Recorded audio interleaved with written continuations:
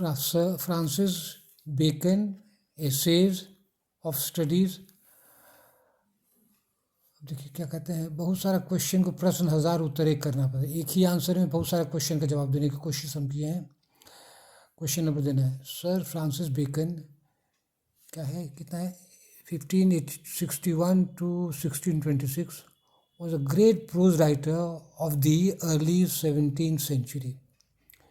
He was educated at Cambridge and was influenced by the great thinkers like Plato and Aristotle. Excuse me. He is called the father of the English essay. ये quotation दीजिएगा, एक line यहाँ छोड़ के यहाँ भी, और हमको जगह जाना चाहिए था ताकि एग्जामिनर देख सके। He started this new form of writing in English. तो essay का ये फॉर्म यही शुरू किया है बेकन, ठीक है। तो इसीलिए इसको कहा गया है the father of the English essay.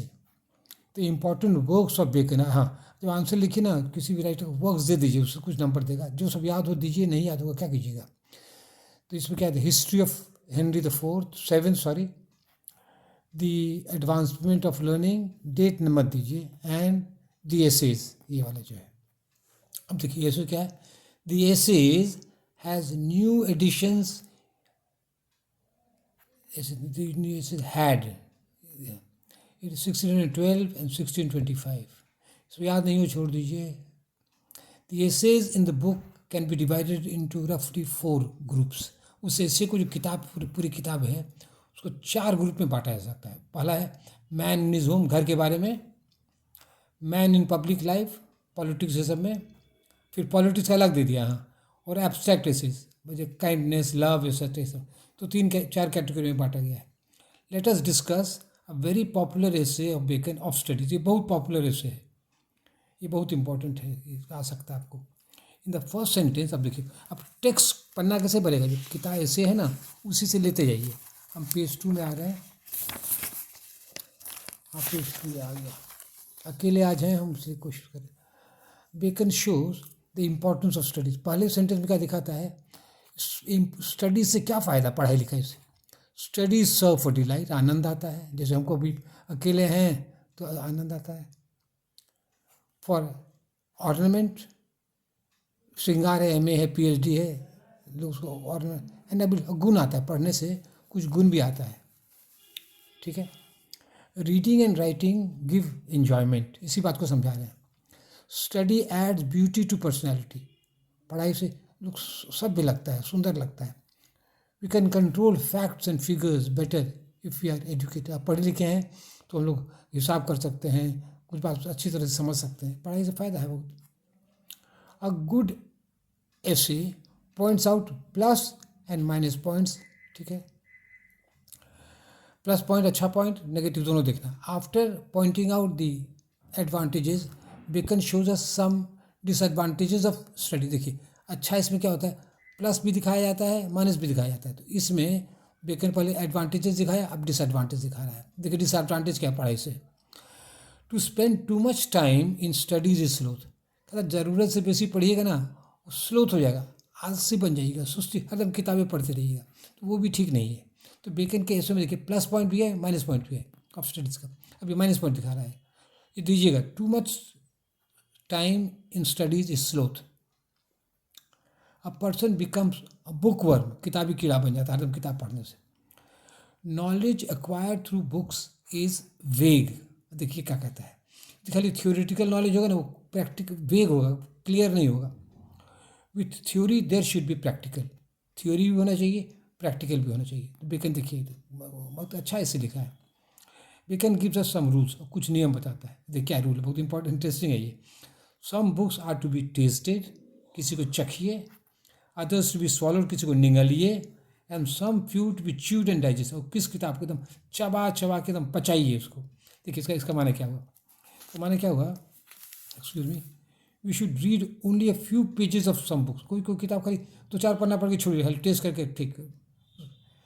This is testing, इसको कहते हैं टेस्टिंग। 2-4 पन्ना पढ़े इधर उधर हटा दिए। We have to read our course books, और कोर्स बुक्स को तो पढ़ना ही पड़ेगा, अच्छा लगे या खराब, उसको पढ़ना ही। दिस इज स्वॉलोइंग, जैसे दवाई को ज़बरदस्ती खिलाना पड़ता है, इसीलिए आपको एक स्वॉलो निगलना पड़ेगा आपको, कोर्स बुक्स। तो ठीक है, अब हम कहते पन्ना उलट रहे हैं और पेज 3 में आ गया।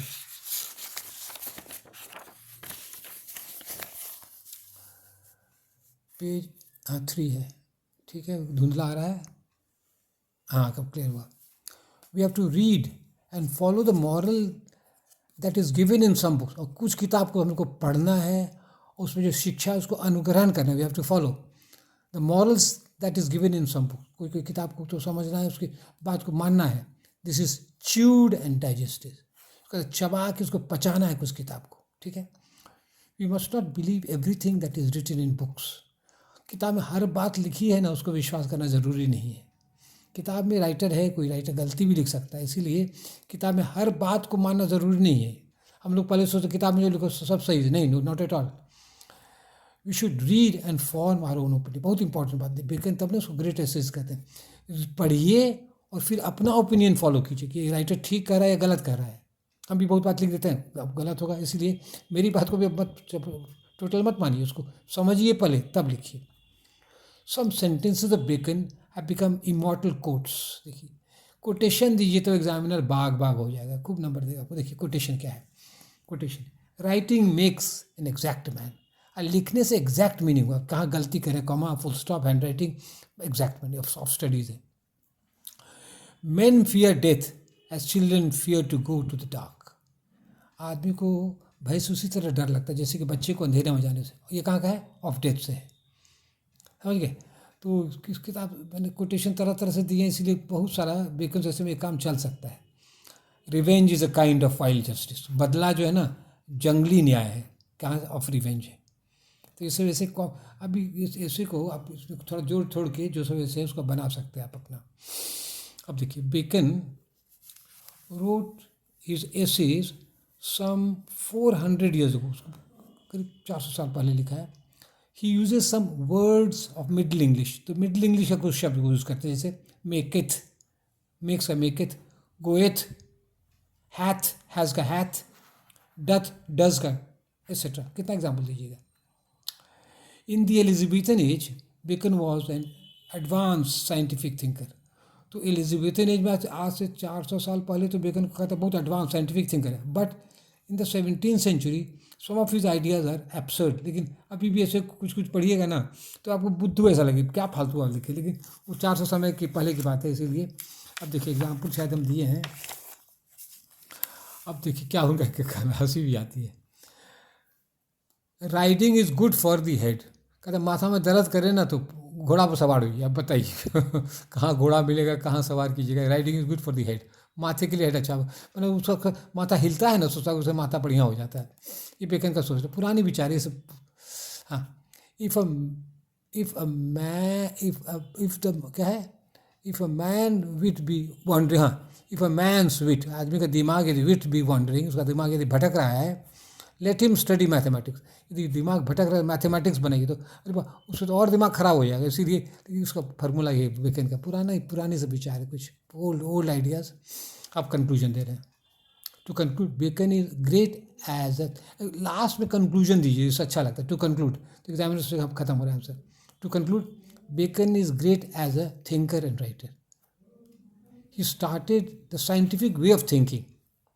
He wanted that science should improve man's life on earth.